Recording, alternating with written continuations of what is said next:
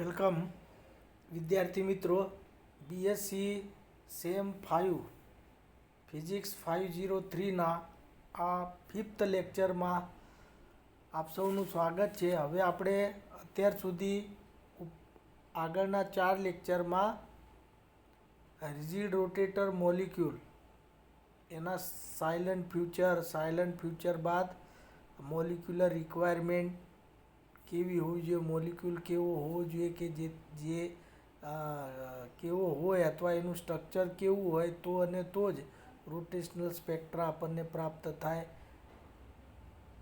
એની ચર્ચા કરી. અને ત્યારબાદ રિજિડ રોટેટર મોલિક્યુલ, રિજિડિટી શું છે મોલિક્યુલની, રિજિડ કોને કહેવાય, અને એના પરથી શ્રોડિંગર ઇક્વેશન સોલ્વ કરીને energy value, rotational energy value આપણે પ્રાપ્ત કરી. હવે આપણે આગળ સ્પેક્ટ્રા વિશે ડિસ્કસ કરવાનું છે અને સિદ્ધ કરવાનું છે કે rotational spectra it consist of series of equidistance lines.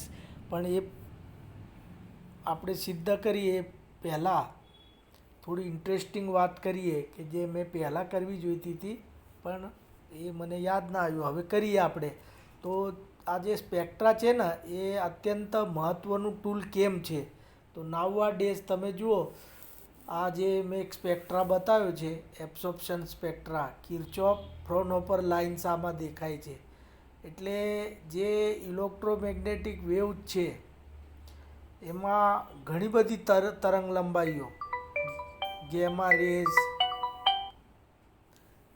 Rays હોય, પછી એક્સરેઝ હોય, એક્સ્ટ્રા અલ્ટ્રાવાયોલેટ વેવ્સ હોય, અને એ રીતે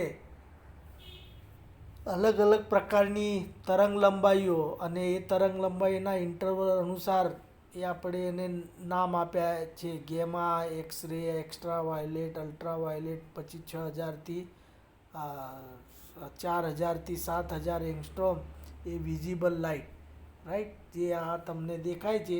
બ્લુ, વાયોલેટ, પછી બ્લુ, ગ્રીન, રેડ, અને આ રીતે જે પછી આ ઇન્ફ્રારેડ સ્ટાર્ટ થાય.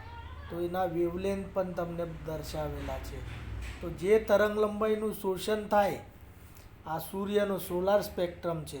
એટલે સૂર્યની અંદર કેટલાક તત્વો છે કે જે આ જે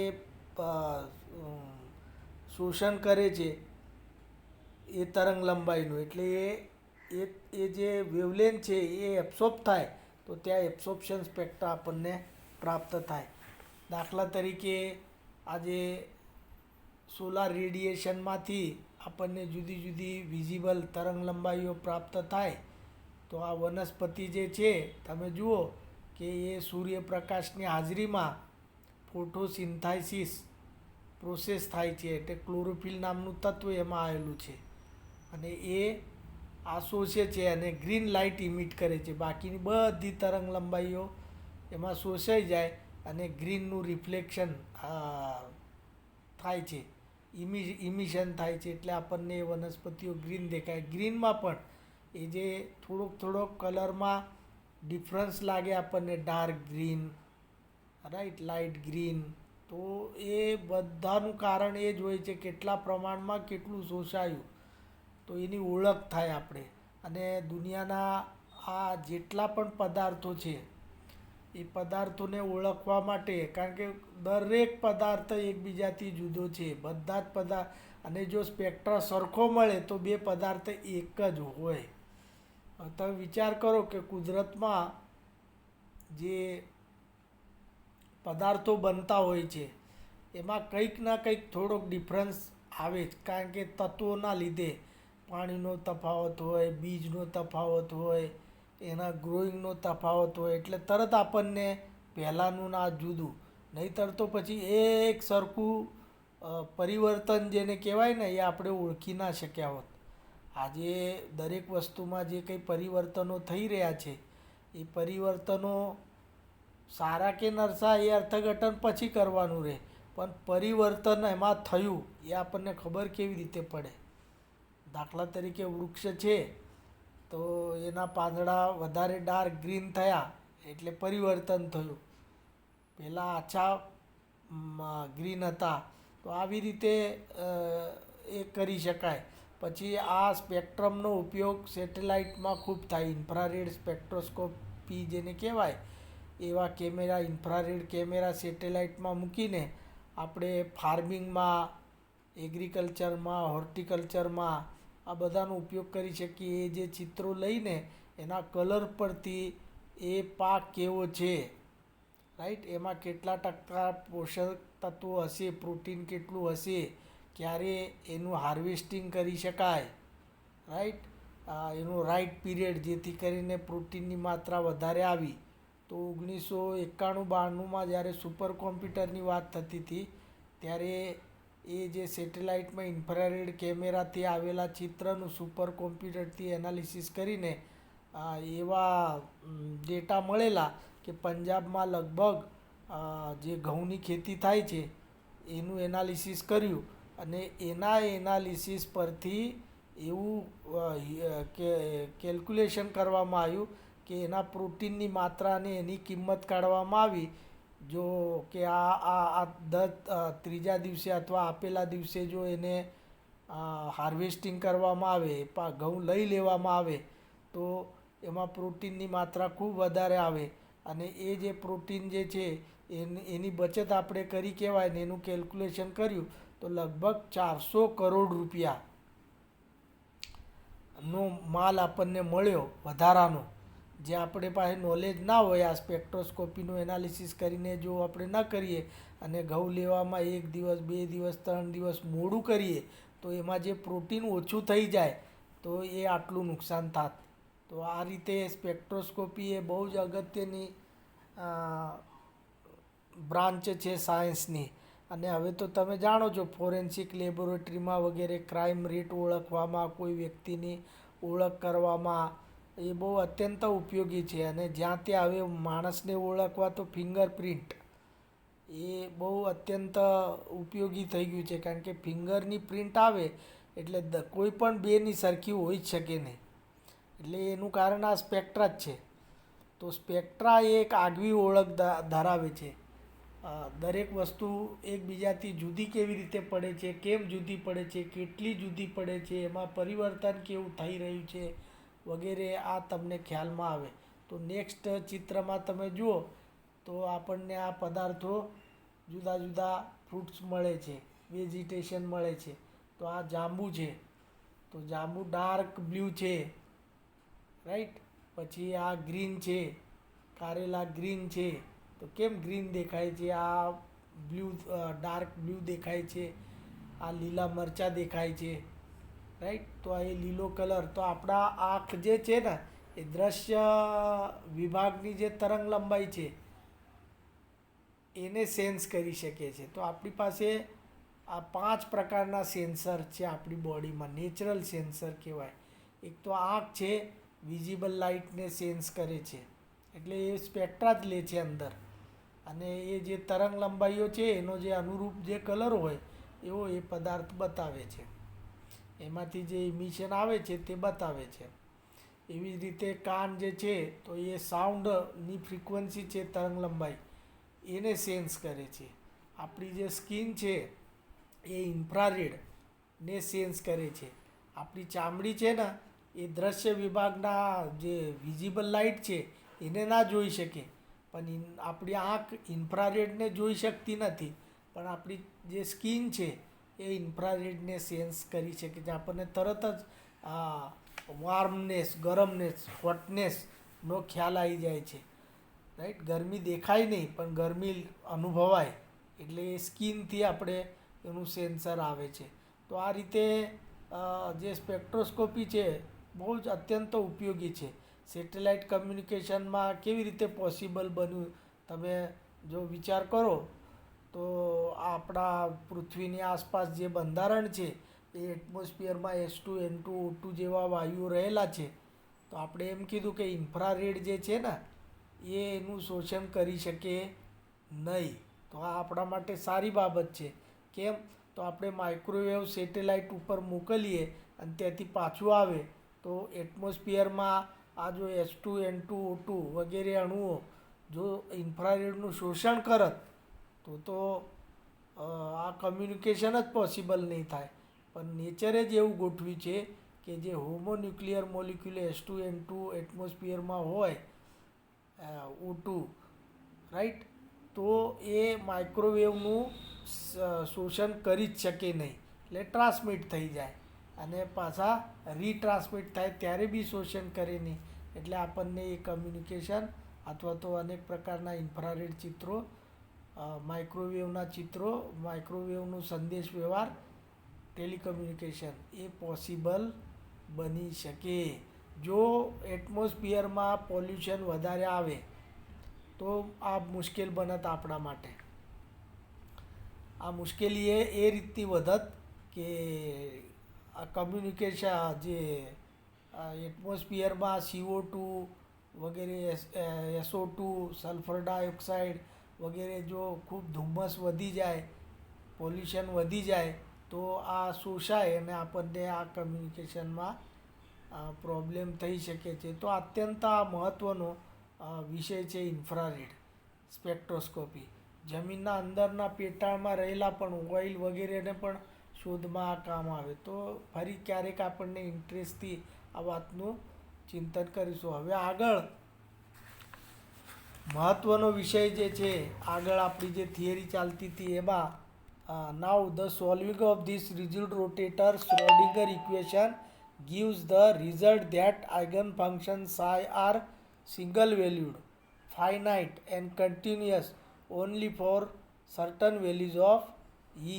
એટલે જે આપણે શ્રોડિંગર ઇક્વેશન સોલ્વ કરીને જે વેવ ફંક્શન સાય મેળવેલું છે, it must be A single value. Quantum મિકેનિક્સની ધારણા મુજબ જે એઝમ્પશન છે, તો વેવ ફંક્શન કેવો હોવો જોઈએ? સિંગલ વેલ્યુડ, ફાઇનાઇટ હોવો જોઈએ અને કન્ટિન્યુઅસ તો છે. અને સાથે સાથે આ એનર્જી જે છે એ rotational energy is gives E equal to h²/8π² into J+1, where J is called the rotational quantum number and it can have values J equal to 0, 1, 2, 3 and so on. એટલે પોઝિટિવ ઇન્ટીજર, કારણ કે આ તો steps છે એક પછી એક, અને જે 0 લઈએ તો એનર્જી 0 થાય. એકચ્યુઅલી આ સાપેક્ષમાં બોલવાનું છે. રોટેશનલ એનર્જી ક્યારે પણ 0 હોઈ શકે નહીં, પણ આપણે કોઈક વેલ્યુને 0 ગણી લેવાની, ત્યાંથી કેટલો વધારો થયો J ઇક્વલ ટુ 1, એ પછી J ઇક્વલ ટુ 2, એટલે રિલેટિવલી આપણને એ ક્રમશઃ વધારો કે ઘટાડો આપણે મેળવી શકીએ, વધારો એ રીતે લેવામાં આવેલું છે. તો ક્વોન્ટમ મિકેનિકલી 0 પોઈન્ટ એનર્જી એ 0 નથી હોતી. તો એ ક્યારેક આપણે એની ક્વોન્ટમ મિકેનિક્સમાં આની ચર્ચા કરી શકાય. નાવ હવે આપણે જો જેની વેલ્યુ સબસ્ટિટ્યૂટ કરીએ, જે 0, તો E equal two 0, 2h²/8π²I. Second J is equal two 2 substitute કરીએ તો 6h²/8π²I. 3 સબસ્ટિટ્યૂટ કરીએ તો 12h²/8π²I એન્ડ સો ઓન. અહીંયા એચકટ ભૂલથી લખાઈ ગયેલું છે, એ નહીં ગણવાનું. ત્યાં એચકટ લખો ને તો નીચે 4π લખવું પડે, right?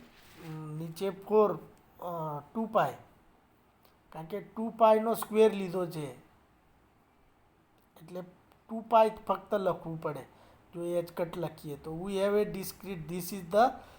A discrete set of energy levels. આને ડિસ્ક્રીટ કહેવાય, એટલે ક્વોન્ટમ મિકેનિકલી નિશ્ચિત ક્વોન્ટમવાળી જે વેલ્યુઝ છે તે આપણને પ્રાપ્ત થાય છે. અને એ આપણે જોઈ શકીએ છીએ કે જેના વધારા સાથે સ્પેસિંગમાં વધારો થાય છે, જે ફિગરમાં દર્શાવવામાં આવે છે.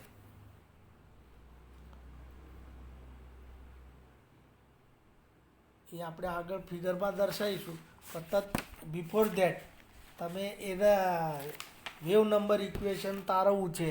તો વેવ નંબર ઇક્વેશન તારવવા માટે E equal to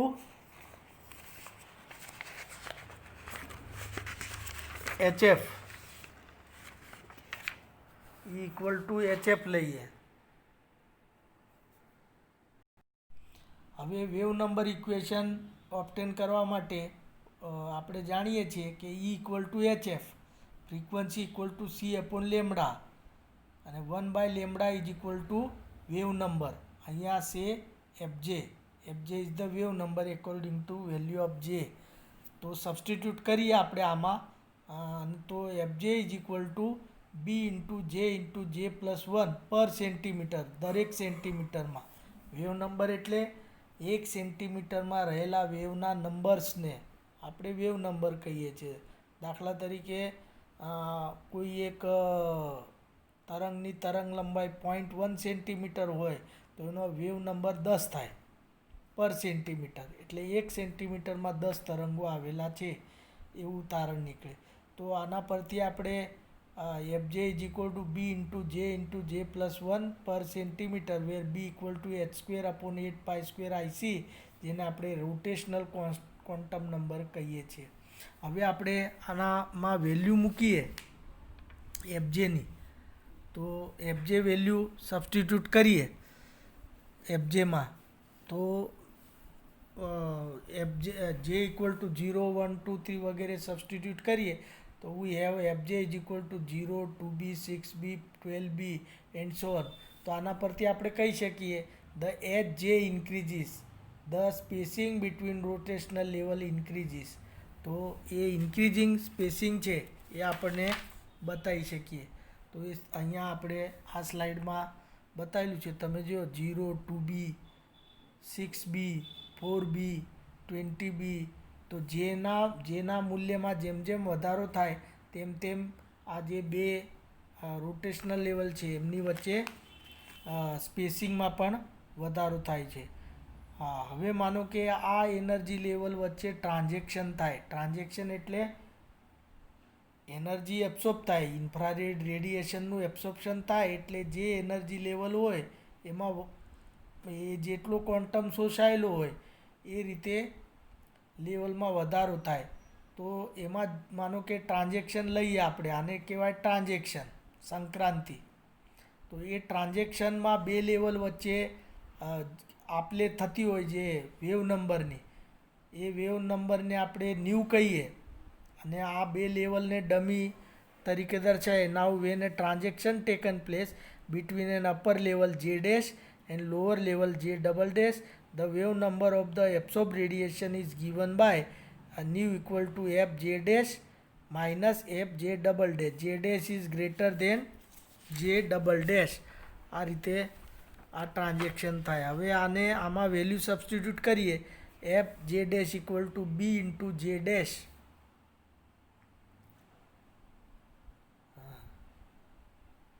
f J dash equal to B into J dash plus 1 and F J double dash equal to B J double dash into bracket J double dash plus 1. આ બેની value substitute કરીએ અને બી common કાઢીએ અને simplify કરીએ, right.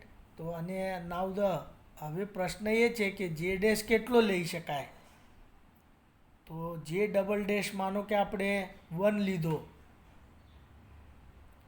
તો જે dash કેટલો લેવાનો, 2 3 4 5 કેટલા સ્ટેપ્સમાં લઈ શકાય. તો કુદરત આપણને એમાં ખ્યાલ ના આવે, આમ મેથેમેટિકલી એવું લાગે કે ગમે તે વેલ્યુ લઈ શકાય, પરંતુ કુદરતમાં નેચરમાં એવું બનતું નથી. દાખલા તરીકે આપણે કેટલીક દાદરા ચડતા હોઈએ તો સ્ટેપ્સ એમાં બનાવેલા હોય, 10-20 દાદરા હોય તો આપણે 20-20 દાદરા એકસાથે નથી ચડતા. ફર્સ્ટ સ્ટેપ પછી બીજો, એટલે 1 2 3 4 એમ દાદરા ગણીને એક એક સ્ટેપ લઈએ છીએ. ધારીએ તો આપણે 2 સ્ટેપ લઈ શકીએ, રાઈટ. પણ આપણને તરત જ ફિલિંગ થવા માંડશે કે આ થોડું અનનેચરલ હું કરું, 3 સ્ટેપ લઈશ, 4 સ્ટેપ લઈશ, તો મને એમ ફિલિંગ થશે કે આ થોડું અનનેચરલ થતું જાય છે.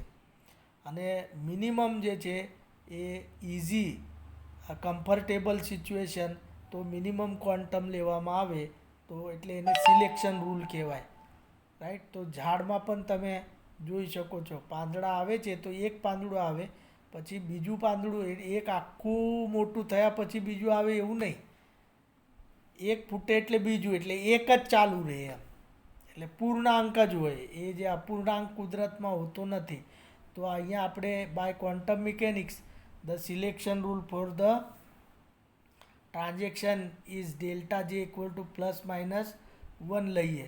તો આ પ્લસ માઇનસ 1 લેવા માટે જે ડેશ ઇક્વલ ટુ જે ડબલ ડેશ પ્લસ 1 લઈએ અને એમાં એ સબસ્ટિટ્યૂટ કરીએ વેલ્યુ આપણે ઉપરનામાં. તો આને સિમ્પ્લિફાય કરીએ તો વી હેવ જે ન્યૂ એટલે emitted wave number nu is equal to 2b into bracket J double dash plus 1 per centimetre. હવે આ જે ડબલ ડેશ છે એ તો ડમી લેવલ છે, ડમી નંબર છે, એટલે એકચ્યુઅલી તો લેવલ જ હોય, કોઈ પણ ક્રમિક જ લેવાની છે. તો so the absorb wave number is given by nu is equal to 2b into bracket J plus 1 per centimetre. અને આ આપણને જે ક્વેશ્ચનમાં કીધેલું કે વેવ નંબર ઇક્વેશન મેળવો, તો આપણે આ વેવ નંબર ઇક્વેશન મેળવ્યું છે. અને ત્યારબાદ એના પરથી આ વેલ્યુ સબસ્ટિટ્યૂટ કરી દઈએ આપણે આમાં. નાઉ the substitute the value of જે ઇક્વલ ટુ 0 1 2 3 4 રાઈટ ક્રમિકમાં, તો આપણને new is equal to 2b 4b 6b 8b વગેરે મળે. તો ઉપરના આ સમીકરણ પરથી આપણને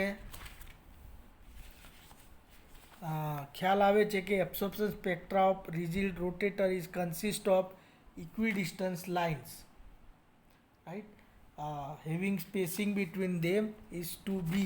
જે નીચેની આકૃતિમાં જે જુદી જુદી જે સ્પેસિંગ વધ્યું હતું, જેની વેલ્યુ વધે એમ બે ક્રમિક એનર્જી લેવલ્સ વચ્ચે સ્પેસિંગ વધતું હતું. પણ આપણે જો સિલેક્શન રૂલ પ્રમાણે ટ્રાન્ઝેક્શન લઈએ 0 to 1 1 to 2 2 to 3, right.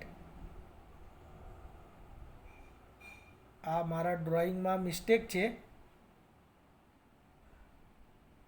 Right, ડ્રોઈંગમાં મિસ્ટેક છે, તમે જરા સુધારી લેજો. આ ડ્રોઈંગમાં જે પહેલું જે એરો છે 0 to 1 એ સાચો છે, પણ બીજામાં 1 to 2 લખવાનું હતું.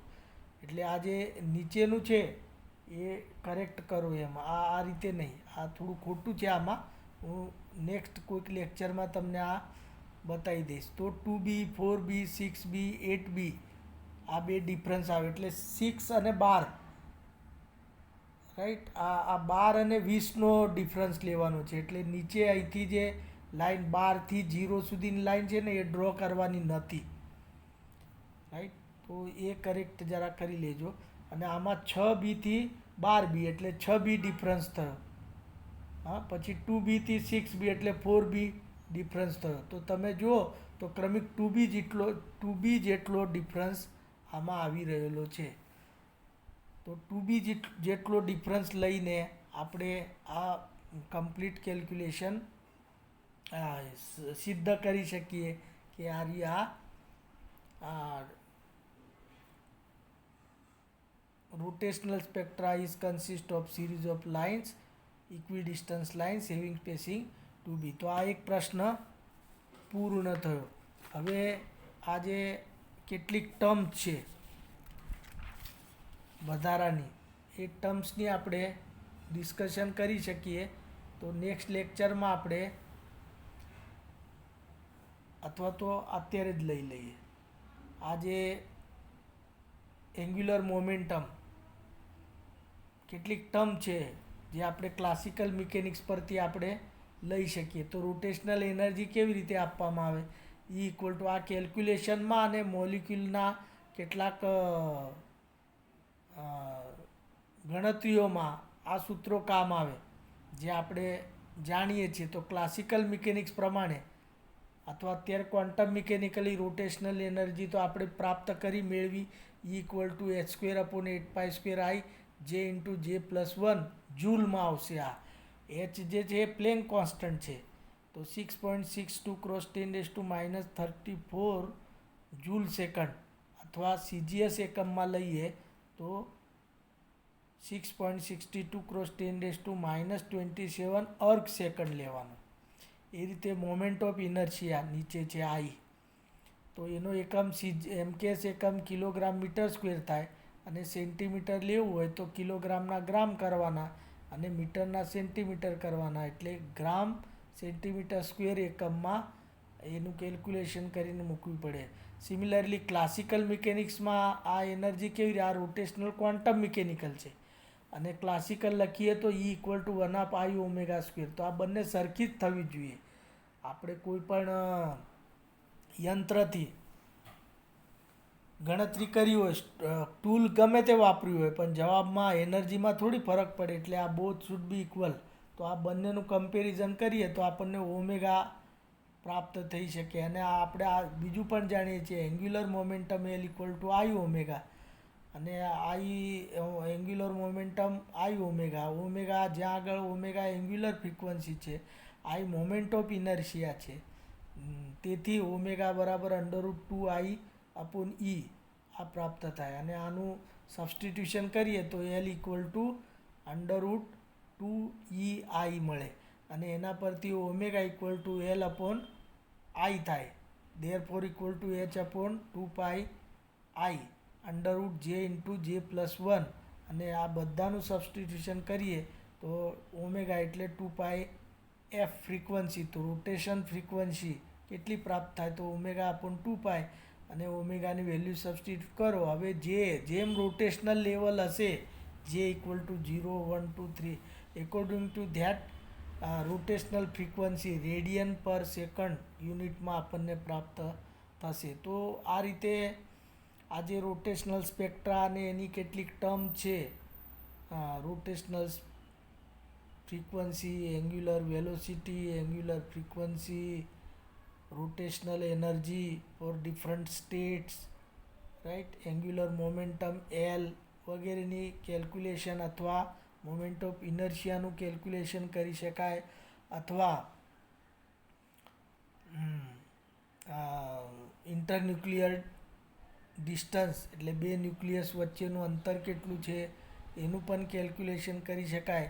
તો નેક્સ્ટ લેક્ચરમાં આપણે એક એક્ઝામ્પલ લઈશું, અને એ એક્ઝામ્પલ પરથી આપણે એ એક્ઝામ્પલના મુહાવરા પરથી આગળ મેં આ સ્લાઇડમાં મૂકેલો જ છે એક્ઝામ્પલ, તમે જોજો, પણ હું નેક્સ્ટ લેક્ચરમાં તમને આ એક્ઝામ્પલ સમજાવીશ. અને ત્યારબાદ આપણે એકચ્યુઅલ સ્પેક્ટ્રા શું છે, એટલે નોન રિજિડ રોટેટર કેમ નોન રિજિડ લેવો પડે, અથવા તો રિજિડ રોટેટર એ એક્ઝેક્ટલી સાચો સ્પેક્ટ્રા કેમ નથી. એકચ્યુઅલ સ્પેક્ટ્રામાં શું થાય, ઇન પ્રેક્ટિસ લેબોરેટરીમાં મેળવો એટલે આપણે જે આ કીધું ને 2b જેટલું અંતર ફિક્સ રહે છે, separation between two successive line, equidistance line, તો એક્ઝેક્ટલી ઇક્વિડિસ્ટન્સ લાઇન મળતી નથી. તો એવું કેમ, એનું કારણ શું, તો જ્યારે રોટેશન થતું હોય ને ત્યારે મોલિક્યુલ સ્ટ્રેચ થાય, કારણ કે વાઇબ્રેશન બી સાથે થાય જ છે. વાઇબ્રેશન અને રોટેશન બે જુદી જુદી એક જ મોલિક્યુલમાં અલગ અલગ રીતે ના થાય, એ બેની આંતરક્રિયા થાય છે, એટલે એના લીધે ડિસ્ટોર્શન આવે. તો એને રિજિડ લઈ શકાય નહીં મોલિક્યુલને. તો એનું કન્સિડરેશન કરીને આપણે નેક્સ્ટ લેક્ચરમાં નોન રિજિડ રોટેટર મોલિક્યુલ એનું પણ ડિસ્કશન આપણે કરી શકીએ. તો આ કેલ્ક્યુલેશન પણ આ રીતે, આ એક એક્ઝામ્પલ મેં મૂક્યું છે, તમે જોવું હોય તો જોઈ લેજો. એને તમે ડાઉનલોડ કરશો એટલે બધી જ વેલ્યુ તમને એની પ્રાપ્ત થશે, રાઈટ. તો એ જે ઇલેક્ટ્રોન વોલ્ટમાં એનર્જી મેળવવી હોય તો એ મળી જાય, ને એન્ગ્યુલર વેલોસિટીની કેલ્ક્યુલેશન કરવું હોય ઓમેગા, તો એ પણ મેં કરીને બતાવ્યું છે. તમે કેલ્ક્યુલેટ કરજો, અને આવા બીજા એક્ઝામ્પલ પણ કરી શકાય. તો નેક્સ્ટ લેક્ચરમાં આપણે નોન રિજિડ રોટેટર